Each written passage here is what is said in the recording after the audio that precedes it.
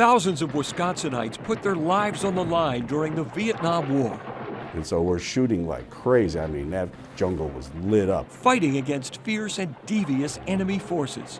The Viet Cong truly were terrorists. In a mysterious and unforgiving landscape.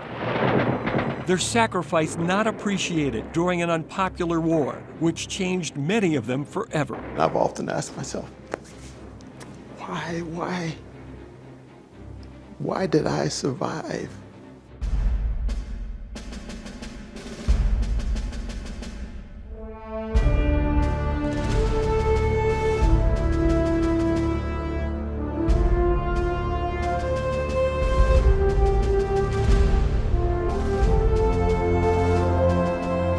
Welcome to Mettle and Honor Vietnam. I'm Mark Concannon in front of the Vietnam Veterans Memorial here on Milwaukee's lakefront. For the next 30 minutes, we will hear the stories of Wisconsin veterans who served in various capacities during the conflict in Southeast Asia. Mettle and Honor is part of the War Memorial Center's Veteran Story Project, a video oral history of our state's vets who participated in World War II, Korea, Vietnam, Iraq, and Afghanistan. The War Memorial celebrates its 60th anniversary in 2017. We'll have more on the WMC's storied history later in the program. Some members of Wisconsin's military were in Vietnam even before America became formally involved in combat. Mike Greeby with the 81st Airborne reported for duty in November of 1964 as an advisor to a Vietnamese battalion. Mike says that even then, he could tell this would be an uphill battle. The Vietnamese were losing the battle for the people. The Viet Cong truly were terrorists. They systematically killed off most of the civilian leaders, village and provincial chiefs. I saw the aftermath of several of those murders. Usually they would disembowel the village leader and just leave him out in the village square or a market for the civilians to see. So we were losing the battle for the people. And the Viet Cong controlled the countryside at night. That's when they did all their moving. I know we would send out some ambushes at night, but we did not control the countryside at all. We were involved in close combat. I was never wounded. I was shot at, but I was never wounded. And we had 3 or 4 situations where many of our soldiers were killed or wounded. I was frightened. Less so the longer I was in the country. I think you become a bit immune to that after a while. Your senses get dulled. But sure, it's a frightening experience.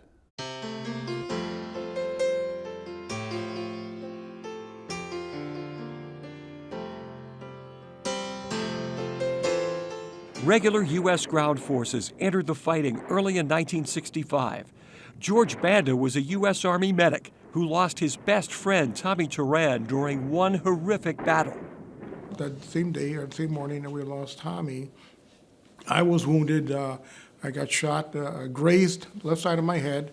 It grazed it it severed an artery, but I was smart enough at being a medic, knew how to stop the bleeding. I had run out of trauma dressings and bandages because there was so many wounded that morning. But what I was smart enough to, I had my T-shirt, and I just ripped a piece of my T-shirt and put it into a little ball, and I pushed it into the hole and stopped the bleeding. And then I took another long strip and then just tied a band and real tight to keep the blood from squirting out. Because I lost a lot of blood, didn't realize how much blood I lost. But I was transferred to it was interesting because the hospitals were so full that day. There was just so much going on, not only with us, but with other fire bases around in other areas around Vietnam. They were taking a lot of wounded, American wounded. So they sent me to an Army Marine hospital, and that's where I recovered.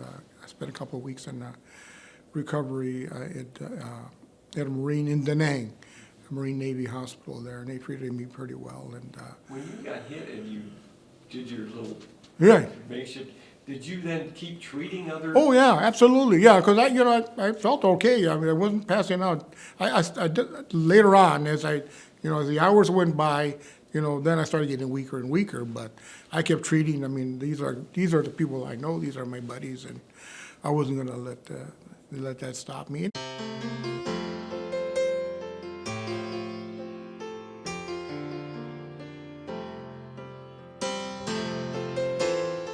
William Sims also performed heroically after he was wounded by a grenade, saving his lieutenant's life after his unit walked into an ambush. The guy throws a grenade, and the grenade bounced, and I see it coming, and I turn my head to the side because I know I said if it bounces or something like that, it's going to bounce past me. No, it bounced, and it bounces close to my leg, this leg here, and it blows up. When it blows up, I feel my leg lift up, right? And I said, oh, no, I don't want to even look at this, But I look, and my leg is still there. Then I see a little trickle of blood coming out here. Well, if I hadn't had my boot on real tight, it could have done some serious damage. And then you went on and kept fighting, after you were wounded, right? Oh, yeah, you got to. The guy, one of the VC had seen me. This was before anything happened. My weapon had jammed. And the guys next to me, weapon had jammed. And I said, hey, we got to get out of here. And I'm looking around, I'm crouched down, I'm looking around, and I see him laying on the ground, the lieutenant. So I know that I ain't got no weapon, okay? And the nearest weapon is him, really, okay? So I go and grab him, pulls him about 15 or 20 yards to a foxhole. One of the machine gunners had gotten hit. So when I was putting the lieutenant into a foxhole and loading his weapon for him to protect himself, I saw this happening, okay? The guy had gotten raked on the side and killed him instantly, and he fell over the machine gun. So I runs to the machine gun after I put the lieutenant in there, and I push his body off, and so now he done bled into the chamber. So I got to clean that chamber out, okay, before it's going to fire. So I'm wiping with my elbow and anything I got, pick up the machine gun and clear it. Then I go to the left flank. As I said, I hold that position until I was relieved.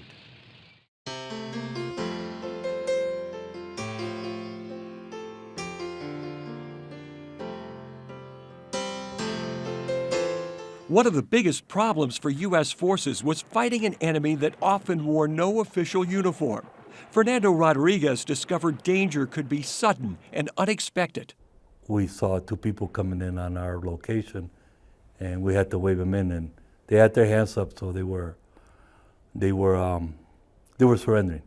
So of course we had to talk them in and walk them in, and when we got down, we secured them, and then we started to search them.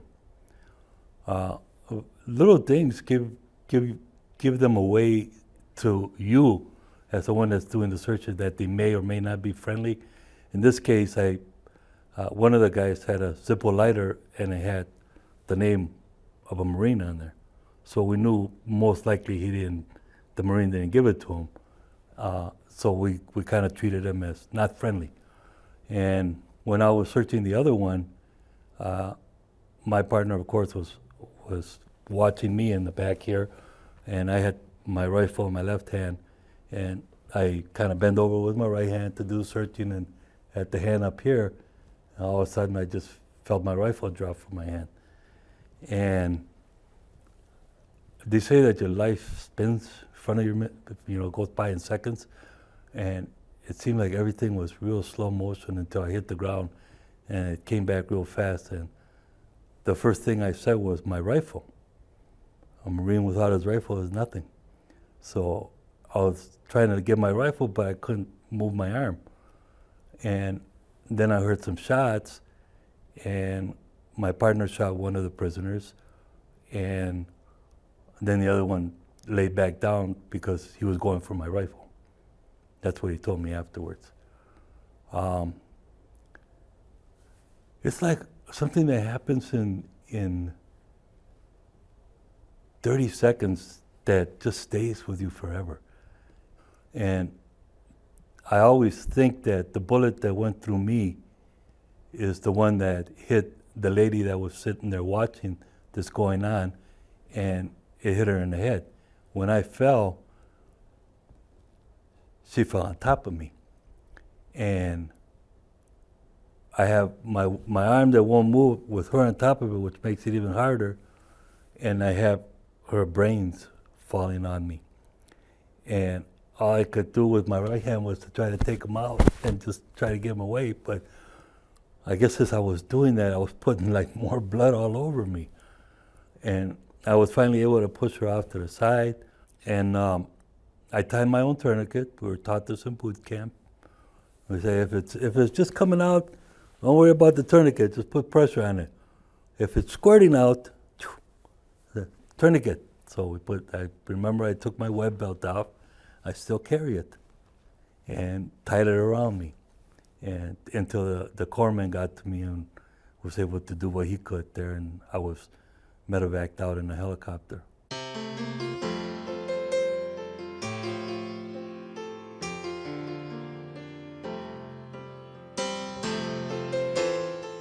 Many Wisconsin television viewers know the name John Malan, who became a very popular TV weatherman in Milwaukee. But what many of John's viewers might not have realized is that John was involved in serious combat in Vietnam as a member of an armored unit. I was sent to 11th Armored Cav Regiment, and I got assigned to drive an armored personnel carrier with the headquarters unit. There were a couple of bad battles, but my worst was in November, I think it was 1969. It's a blur. We were getting ready to go close to Cambodia. And we went past the furthest northernmost base. After you get past that base camp, it's tough. There's a lot of NVA, North Vietnamese Army, Viet Cong, and you're right by the Cambodian border where the Ho Chi Minh Trail was. And it's active, active. So we pull up and we're about maybe 10 miles from the Ho Chi Minh Trail in the border of Cambodia. And we pull up and we're establish a base camp here. And we did, just like we normally do, and put out the claymores and everything. And the first night, we didn't know it, but we set up kind of right over an underground Viet Cong base camp. So they were like underground below us where we set up. And all of a sudden, about 2 in the morning, they start coming at us. And they came out as a wave of troops, And a couple of guys came out of the ground. They're throwing the satchels, which are the bombs. They're what they call the satchel charges, which is a homemade kind of a bomb. And so we had people inside the perimeter and a bunch of people outside the perimeter, enemy. And so we're shooting like crazy. I mean, that jungle was lit up. We had many tanks blown up, people killed, many injured, including myself. But my injury was, not that bad. Just a piece of shrapnel through the knee.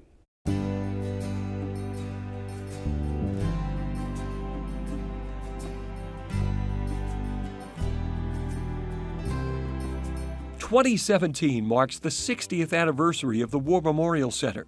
In the early 1950s, several community groups saw the need for a fitting memorial to honor the soldiers killed in World War II.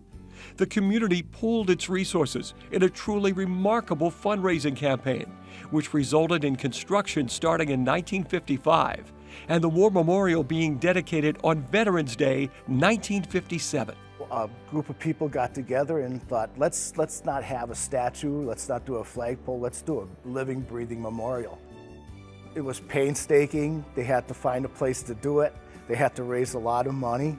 It took a few years, but they raised the money. They raised $2.7 million. Now, $2.7 million came from 70,000 individuals and businesses in the Milwaukee area. It was on marquees at theaters. It was on sides of buses. So the community got behind this. This is the community's War Memorial Center.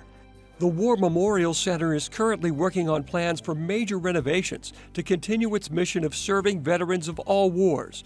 To learn more about the War Memorial's programs, services, and future plans, visit warmemorialcenter.org. Many who served in Vietnam were not welcomed home as heroes. In fact, there were several who encountered hostile receptions when they returned to the States. Lupe Rancheria recalls one such incident at a party in Chicago. I'm in this kitchen, you know, these north side flats, you know, so I'm in the kitchen and these two young guys come in. Young guys are probably 18, you know, I'm 20. And they say, hey man, where do you work? I said, I don't. They said, where do you go to school? I said, I don't. They said, oh, take off. I said, talk to me. So another guy comes in and he's in a coat and tie, so I'm saying he's a little older than 20, maybe 22 or something. He's in a coat and tie and he said, hey man, where do you work? And, or where do you go to school? And I said, I don't. I said, I deal in a service and I wear a uniform. And he said, oh, how you like the Army? And I said, I'm in the Marine Corps. He goes, oh, Marine Corps. He starts doing this. To this day, I have no idea what look I gave this guy, but he just went, sorry. So he's like, I'm sorry, man. I said, no, it's okay. So I just got back from Vietnam on Thursday. So anyway, he introduces me and she's very pretty and very nice, and oh, nice to meet you. And then he says, Lupe just got back from Vietnam. And she said, oh, really? And I said, yeah. She said, did you ever kill anybody? I said, yeah. And she said, you sadistic bastard. And as big as I could make my finger, and as loud as I could scream.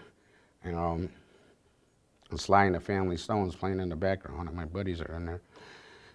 And I just screamed. I said, the first person I killed is a bitch about your age, you know. And the place goes silent. My buddies come up. So let's get out of here. And I was home for 20-some days, and that was day 3. And spent the rest of the time denying it, denying being over there.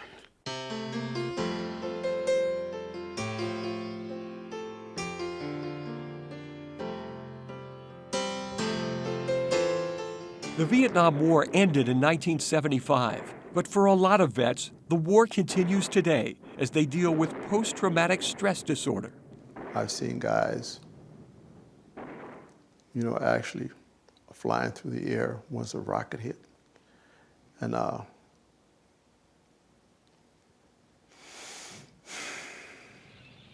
were you ever hit? No. I was one of the lucky ones. No, I was never hit. But just seeing your friends dying, and I've heard it said that folks don't make friends, and that's after a while being there, you come to find out why. And the grief that come from post-traumatic stress, it just causes you to just get off by yourself. Oh, I could tell you some stories about folks asking questions. Why is he always by himself? Why is he always sitting in the dark? The reason I prefer the dark was because there was safety in the dark. You can't be seen. During the daylight hours, you're exposed, but the nights, you have a chance. And I've often asked myself, why did I survive? Why couldn't I die over there? To come back to die a slow death of memories, not being able to socialize like regular people. Don't ever let anyone say war is not hell, because they'd be lying to you. War is hell. You can never regain what you've lost.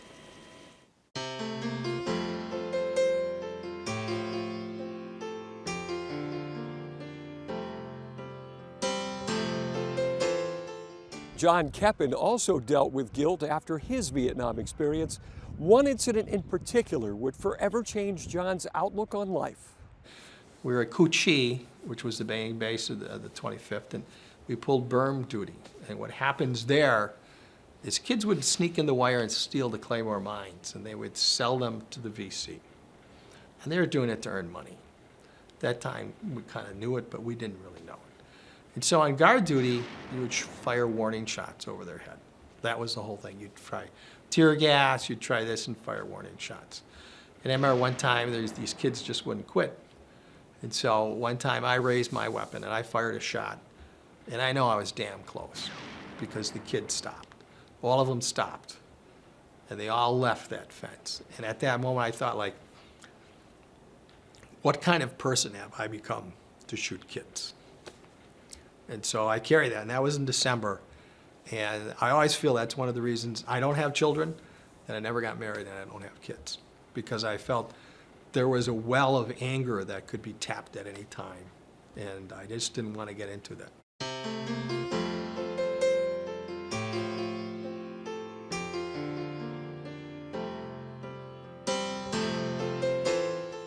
While John Keppen decided not to have children, Janice Dalkey is a parent. She's a Gold Star mother. Her son Randy was killed in Vietnam. Because he enlisted when he was only 17 years old, Janice had to sign for him so that Randy could enter the military, and she faced blame for Randy's death at his funeral. I was packing a package for Randy for his birthday, and I looked out the window and saw the two servicemen coming up the driveway. See, I was married twice, and the first husband's third wife came up to the casket and said, "I killed him." So, you know, if I had my faculties about me, I was slugger. I did not have support. I loved him very much, and I miss him. I miss his laughter. I think that's why I joined the Gold Star Mothers, because you're able to talk to people, to women that are going through the same thing. And I think that was more comfort to me, to be able to talk to someone that you get the crazy comments, so you're grieving too much, or get over it. You get crazy statements like that. You know, what are you going to say? And it's people that should have understood you. I think that's what hurts more than anything.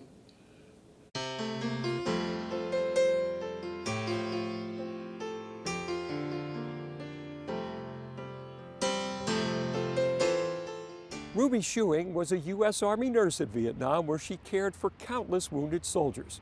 The Army had a major impact on Ruby's life. She met Gary, a major in the Army Corps of Engineers, the man who would become her husband. And it all happened pretty quickly. We got married during the Tet Offensive. Really? Mm-hmm. Who married you, like a chaplain? Oh yeah, I was a convert to the Catholicism, and I stay in touch with the chaplain that married us. He came from the battlefields to our wedding in his fatigues and said a few words, blessed us, and then he left. But the priest that married us was an Air Force chaplain. We got married, and then from the reception, we got on a plane with a Vietnamese general that was flying to Saigon, and we flew right after the wedding, right to Saigon. We had to wait a couple of days because they were fighting in the streets in Tan Son Nhut, and then we got out. And yes, we were able to take a 41-day honeymoon. I got my dress in Singapore. The girls, the bridesmaids, got their dresses from the Sears catalog, and so we had everything. And they carried our reception on for a month after we left, people didn't even know who we were anymore, and they were still having a drink on us. Well, that's a happy ending, and that worked out that well.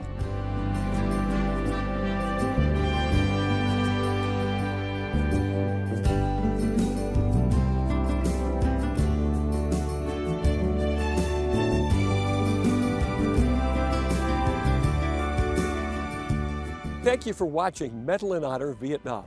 This program is part of the War Memorial Center's Veteran Story Project, an oral video history of Wisconsin veterans from all wars. Our project is ongoing. If you're a veteran or know someone who is, we would love to record your, his, or her story. For more information on how you can get involved in the project, visit warmemorialcenter.org.